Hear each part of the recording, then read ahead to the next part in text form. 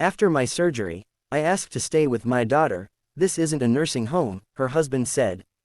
The first thing I remember after waking from surgery was the ceiling. White, cracked, blurry around the edges. The second thing I remember was the silence. Not the kind you get in a peaceful home at dawn, but the kind that settles when you realize you have nowhere to go. The doctor said the procedure went well. You'll need a few weeks of rest, he told me gently, adjusting the blanket over my legs. No lifting, no stairs if possible. You shouldn't be alone. I nodded, already knowing where I would go. My daughter, Aisha, she used to call me her safe place. And I believe that, even now, at 63, fragile and stitched together, I could still call her mine. Aisha had always been my closest friend. When her father passed away 15 years ago, it was just the two of us against the world. We learned how to be strong together. I packed her lunches with handwritten notes tucked between the napkins. I stayed up late helping her practice presentations. I sold my gold bangles once so she could attend a university trip she desperately wanted. She cried when she found out. You always choose me, she said back then, her arms tight around my shoulders. And I did, every time. When she married Farhan, I tried my best to step back gracefully. He was charming at first, attentive, well-dressed, ambitious. He spoke softly but carried himself with a quiet authority that filled every room. The kind of man people listened to. The kind of man who didn't like being questioned. But Aisha seemed happy, and that was enough for me. Or at least, I told myself it was. The hospital discharged me on a Wednesday afternoon. I had a small overnight bag and a folder of prescriptions clutched to my chest like they were fragile secrets. Aisha insisted on picking me up herself. She rushed into my room, her perfume arriving before she did, and kissed my forehead gently. You look tired, Ami, she whispered, brushing my hair back. I feel older than I did yesterday, I tried to joke. She smiled, but there was something behind it. A tightness around her eyes. A hesitation that flickered and disappeared too quickly for me to understand. It's just for a little while, she assured me as she helped me into the car. Until you're stronger. I didn't ask what she meant. Of course it was just for a little while. Their house was beautiful. Farhan had done well for himself. A two-story home with polished marble floors and tall windows that let in golden evening light. Everything looked untouched, like a showroom where nothing was meant to be disturbed. I suddenly became very aware of the slow way I walked. The careful way I lowered myself onto the sofa. The way my medicine bottles rattled when I set them on the glass coffee table. Farhan came home an hour later. He paused when he saw my suitcase near the staircase. Oh, he said lightly. You're staying. It was a simple question. Harmless, almost. Aisha answered before I could. Just until she recovers. He nodded, but his eyes lingered on the bag. Well, he said after a moment, make yourself comfortable. His smile didn't reach his eyes. The first night, I couldn't sleep. Pain from the stitches kept me awake, but that wasn't all of it. It was the unfamiliar sounds, the hum of a distant air conditioner, the faint ticking of a decorative clock downstairs, muffled voices through the walls. I heard my name once.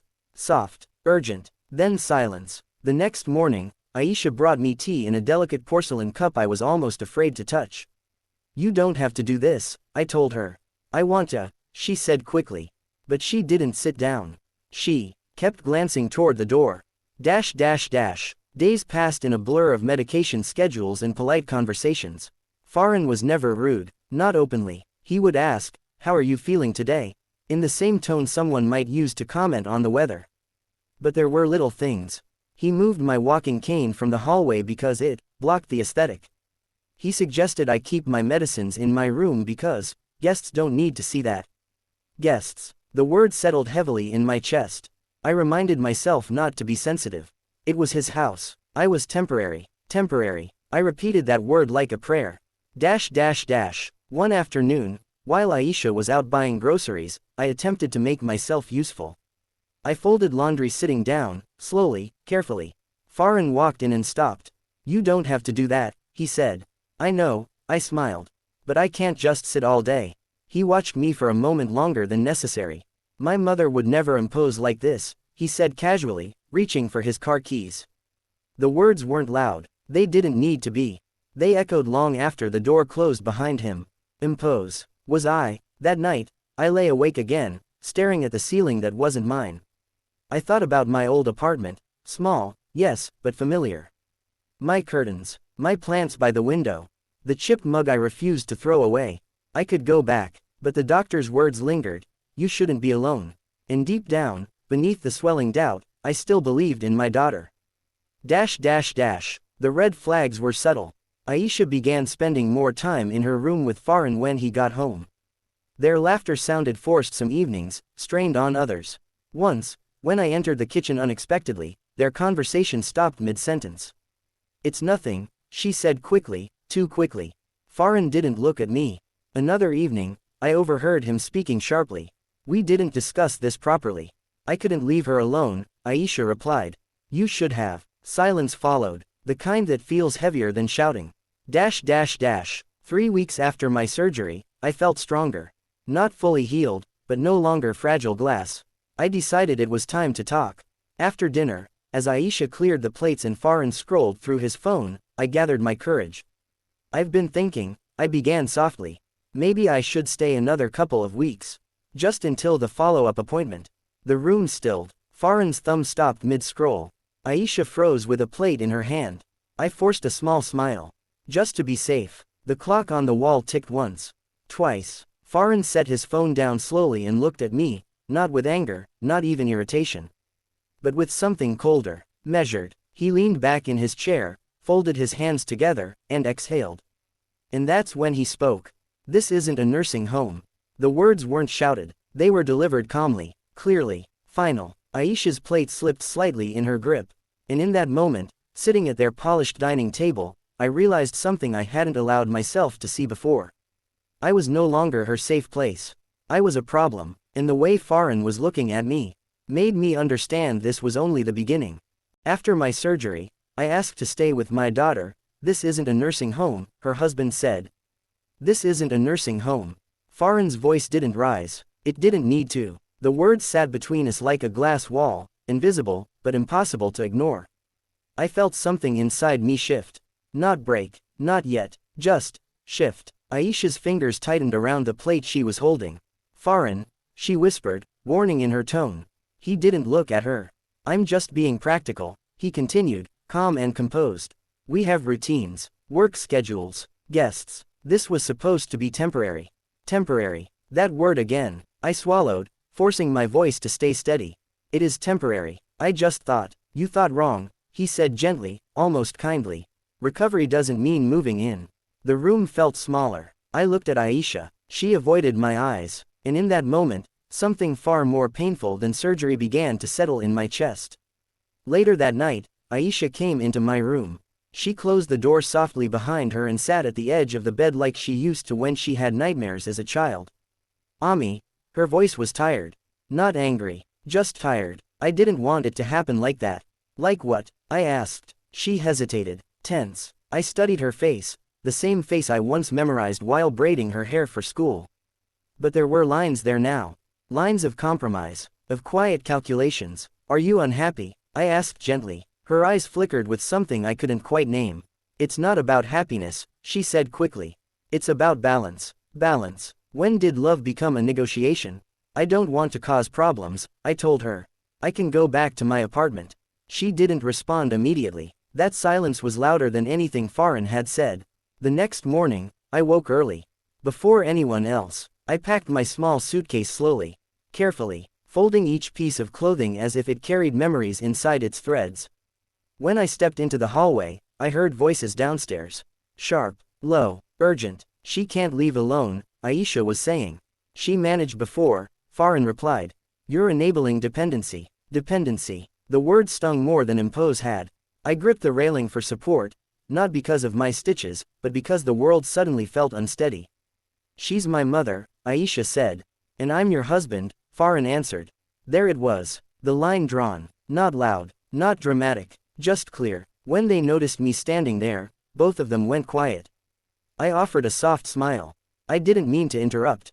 Aisha rushed toward me. You're up early. Yes, I said lightly. I've decided. I'll go home today. Her expression flickered. Relief.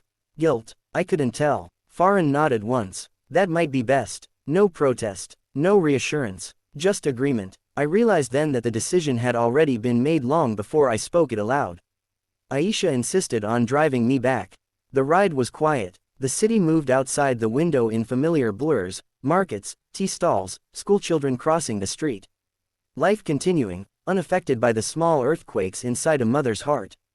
I never meant for you to feel unwanted, she said finally, eyes fixed on the road. I know, I replied. And I did, because this wasn't about cruelty. It was about priorities, and I had quietly moved down the list. When we reached my apartment building, she helped me upstairs. The space smelled faintly of dust and closed windows. It just needs airing out, she said, trying to brighten the room by opening the curtains. Sunlight spilled in, but it felt different now. I sat down slowly on my old sofa. My body ached, but not from surgery. Aisha stood near the door, lingering. I'll visit, she promised. I nodded. She hugged me then, brief, careful, and for the first time in her life, she was the first to pull away. The days that followed were quiet. Too quiet. Recovery is different when you're alone. Every small task becomes an achievement. Making tea, reaching a high shelf, showering without slipping. I learned my limits. And I learned something else. Loneliness doesn't always announce itself loudly. Sometimes it sits beside you while you eat dinner. Sometimes it sleeps on the other side of the bed. Aisha visited twice in the first week. Both times, she seemed distracted. Checking her phone, watching the time. Farhan never came. I didn't ask why. One evening, about 10 days after I returned home, Aisha arrived unexpectedly. Her eyes were red, not from tears, but from something heavier. Can I sit? She asked. Of course. She didn't remove her shoes. Didn't comment on the dust. Didn't try to tidy anything. She just sat. I didn't defend you enough, she said suddenly. The words fell into the room like something fragile. I looked at her carefully. Marriage changes things, she continued. It changes power, decisions, dynamics. I stayed quiet, because I already understood. He thinks I prioritize you over us, she admitted softly. He says it creates distance. And what do you think? I asked. She hesitated, and that hesitation told me everything. I don't want to choose, she whispered. There it was. The truth. Not dramatic betrayal, not cruelty, just a quiet, painful choosing that had already happened. I reached for her hand. You don't have to. But I did, she said, voice breaking just slightly. Silence filled the room. Outside, somewhere in the building, a door slammed. Life continuing, unaware. That night, after she left, I sat alone in the dim light of my living room. I thought about the years. The sacrifices. The nights I stayed awake worrying about her future. And I realized something that surprised even me. I didn't regret any of it. Love isn't a transaction. It doesn't come with repayment plans. But it does require space. And maybe, I had forgotten to leave some. Weeks passed. My stitches healed. My strength returned. But something inside me had changed permanently. Aisha still called. Still visited occasionally. But there was a carefulness between us now. A distance measured not in kilometers, but in silence. One afternoon, as I watered my plants by the window, my phone rang. It was Aisha. Her voice trembled slightly. Ami, Farhan wants to talk to you. I paused. About what? There was a long breath on the other end. He says, we need boundaries. Boundaries. I looked around my small apartment, at the chipped mug, the worn curtains, the plants fighting toward the sunlight. And for the first time since the surgery, I felt steady. Tell him, I said quietly, I've already built them. The line went silent, and as I stood there, phone in hand, I understood something with painful clarity. Sometimes betrayal doesn't arrive with shouting or slammed doors. Sometimes it arrives politely, calmly, in measured voices over polished dinner tables. And sometimes, the only way to survive it, is to finally choose yourself.